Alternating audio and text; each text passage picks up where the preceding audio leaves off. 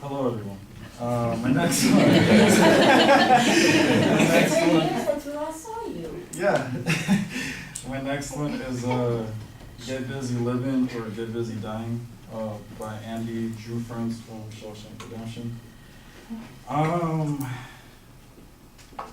I can relate to this too a little bit. I remember in high school, my first 2 years of high school, I didn't really care about my grades that much. I kind of just kept them up to stay in the track team.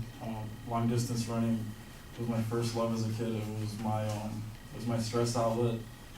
And because of that, I was really, really good at it. Like I was really good at long distance running, and that kept me out of a lot of trouble. My last 2 years of high school, my junior and senior year, I really got into academics. I got into clubs, and I kind of, let sports go for a while. And it was cool. I mean, I was happy and stuff, but I remember I have OCD, and whenever I get fixated on something or I stress out about something, I kind of do it more than the average person, and you can kind of tell when I'm going through that. And I remember like my friends, my dad when he was around, my mom, everybody would tell me like, hey, you know what, like you're taking care of what you have to do, but you also have to learn to relax a little bit. And I didn't really know how to do that. I was really antisocial, especially senior year. I was really antisocial. Like I didn't really care about friendships that much. I kind of just like did my best in school and then went home and did the same thing the next day. And it wasn't until my first year of college I went to a school out of state to where I kind of started realizing that it's not sustainable to be stressed out about stuff so much. And I think I started realizing that when I've always been in really good shape my whole life, loving running as much as I do. I've always stayed in shape and stuff, but I remember my first semester of college, I'm sure you guys heard of the freshman 15, I gained weight and I would eat a whole bunch of junk food and I got really into energy drinks and stuff, and I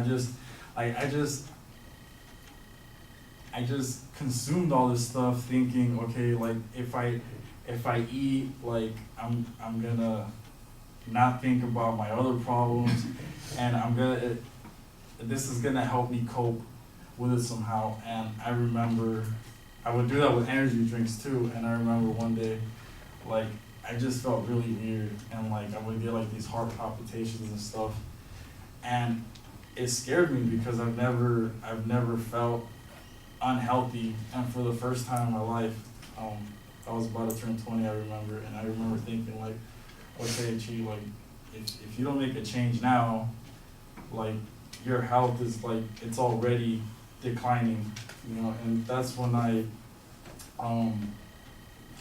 still did what I needed to do, but I kind of found time to hang out with friends a little bit more. I joined social clubs, and I kind of just got out more. And there's some stupid stuff, but I think in the long run, I think it's helped me stay in school because I'm able to cope with my stress a little bit more. Because I think if you don't find a way to manage your stress, you're gonna give up at some point. So there's a lot of important things to do in life, but at the end of the day, you gotta realize that no matter what you do, we're all gonna die one day. So make sure that you live, because we're all gonna die in your face. Thank you.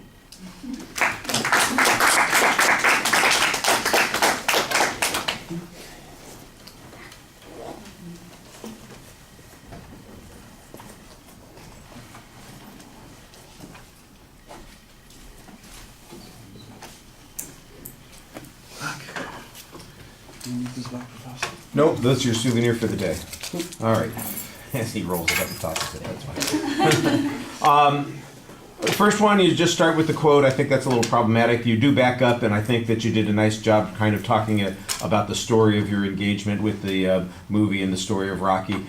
There's too much reading. You look at the quote the whole time at the beginning of the presentation instead of looking at us. During the presentation, you also have a tendency to look down in front of us instead of engaging us. And so these are delivery issues that you need to be working on. There's no preview or structure in the presentation. You've got a good personal story that you can tell. There's detail in it that I think is engaging and emotionally relevant, and it keeps you talking, which is always a good thing. And when you share something about yourself, I think that makes the presentation more interesting to people. And these folks don't know you from Adam. I mean, this is the first time they're meeting you, so the fact that you can keep them, kind of connected with what you're talking about is a good thing. But there does need to be a plan, and it needs to be connected a little bit more to the point that you were trying to make in the presentation. I thought I saw a little bit bigger problem with the second speech, where you kind of went off on tangents. You talked about a variety of things.